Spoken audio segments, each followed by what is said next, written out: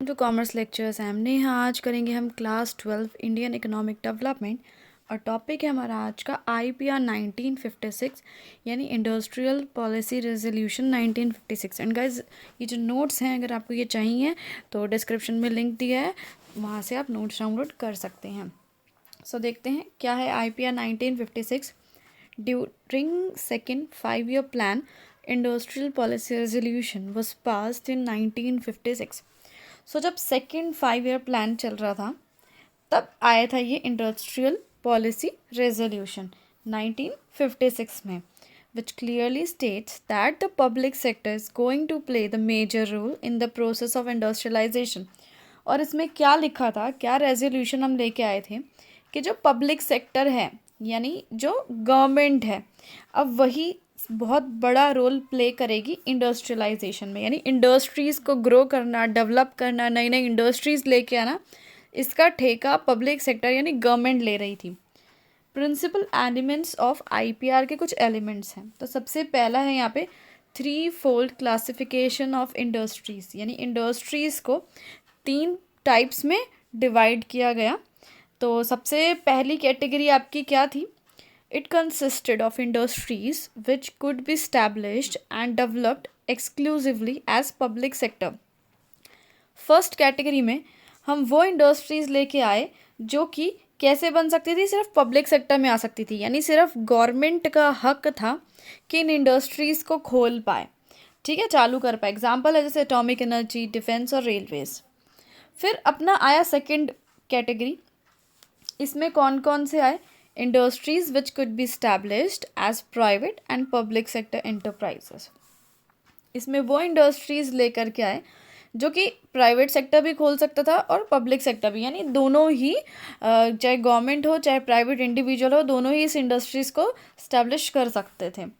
But private sector was given a secondary role. लेकिन जो private sector है उसको सेकेंडरी रोल दिया गया, यानी पहला जो है मेन राइट दिया गया वो पब्लिक सेक्टर का। अगर वो बीच में नहीं कुछ करती है तो फिर पब्लिक सेक्टर अगर नहीं करता है तो प्राइवेट सेक्टर इसे खोल सकती है। जैसे कि एग्जांपल है फर्टिलाइजर्स इंडस्ट्री और माइनिंग इंडस्ट्री। अब आया तीसरा ग्रुप। तीसरे में कौन सी इंडस्ट्रीज आई? Other than the categories in 1 and 2 were open for private sector, यानी फर्स्ट कैटेगरी और सेकंड कैटेगरी को छोड़ के बाकी जितनी बच गई वो सारा प्राइवेट सेक्टर के हाथ में दे दिया गया कि गवर्नमेंट इसमें कोई इंटरफेयर नहीं करेगी, गवर्नमेंट कोई इंडस्ट्री स्टैब्लिश नहीं करेगी, जो करना है प्राइवेट सेक्टर ने करना है।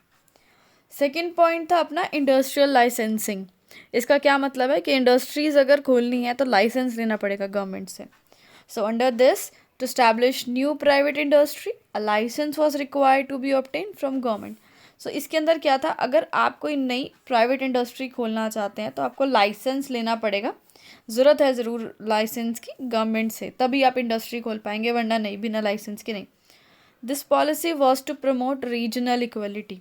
और ये पॉलिसी हम क्यों लेके आए? ताकि रीजनल इक्वालिटी हो, यानी हर एक रीजन में बेसिकली इंडस्ट्री हो, हर एक स्टेट डेवलप हो, इसलिए हम लेके आए। आगे का रीज़न बताती हूँ क्या था इसमें। So licenses were easily issued for the backward regions rather than developed regions of the country. इसमें क्या था, जब लाइसेंस इशू होते थे, कोई इंसान अप्लाई करता था तो लाइसेंस बेसिकली उनको जल्दी दिया जाता था जो अपनी इंडस्ट्री बैकवर्ड रीजन में खोल रहे हैं, यानी पिछड़े एरिया में खोल रहे हैं। और जो लोग डेवलप्ड रीजन्स में खोल रहे थे उनको इतनी जल्दी से लाइसेंस इशू नहीं किया जाता था। Licence for also needed for expanding production capacity of existing enterprise. अगर आपकी एग्जिस्टिंग एंटरप्राइज है, यानी ऑलरेडी इस्टेब्लिश एंटरप्राइज है, आप उसमें काम कर रहे हैं और आप प्रोडक्शन कैपेसिटी को एक्सपेंड यानी बढ़ाना चाहते हैं, यानी जितना काम पहले कर रहा था उससे ज़्यादा प्रोडक्शन करना चाह रहे हैं, तो उसके लिए भी आपको लाइसेंस की ज़रूरत पड़ेगी अब, ठीक है, अगर आपको अपनी और इंडस्ट्री को बड़ा करना है तो। This was done to regulate the allocation of resources to different users. अब इसका क्या करने का पर्पज़ था कि रिसोर्सेज हर जगह एलोकेट किया जाए, यानी रिसोर्सेज का यूज़ अलग अलग जगह हो, डिफरेंट जगह पे हो। ऐसा ना हो कि एक ही इंडस्ट्री है वो बढ़े जा रही है और वहीं पे सारे रिसोर्सेज अपने लगे जा रहे हैं, ऐसा नहीं। हर जगह रिसोर्सेज का यूज़ हो, हर एक एरिया जो है एक्सपेंड हो, बढ़े, ग्रो करे। नेक्स्ट है इंडस्ट्रियल कंसेशन। अब इंडस्ट्रीज़ को कुछ कंसेशन भी दिए गए।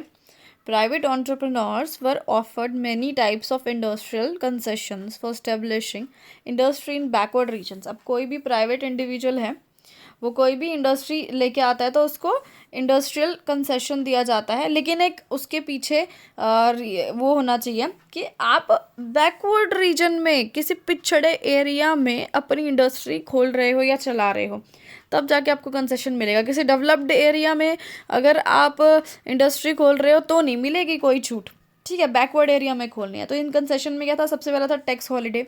टैक्स हॉलीडे का क्या मतलब है, freedom from payment of tax for some time, यानी कुछ समय के लिए आपको टैक्स से छूट दे दी गई कि भाई टैक्स मत भरो, आप इस डेवलप्ड रीजन की आगे जो बैकवर्ड एरिया है इसको डेवलप करो, यहाँ इंडस्ट्री खोलो, लेकिन टैक्स मत भरो कुछ समय के लिए। नेक्स्ट है सब्सिडाइज्ड पावर सप्लाई। पावर यानी इलेक्ट्रिसिटी की बात हो रही है। इलेक्ट्रिसिटी पे आपको सब्सिडी देने लगे, सस्ती मिलने लगे, जैसे कि 20%, 30%, 40% से छूट देने लगी गवर्नमेंट, क्योंकि आप बैकवर्ड एरिया में काम कर रहे हो सिर्फ इस पर्पस से, ठीक है। इसके वीडियो खत्म।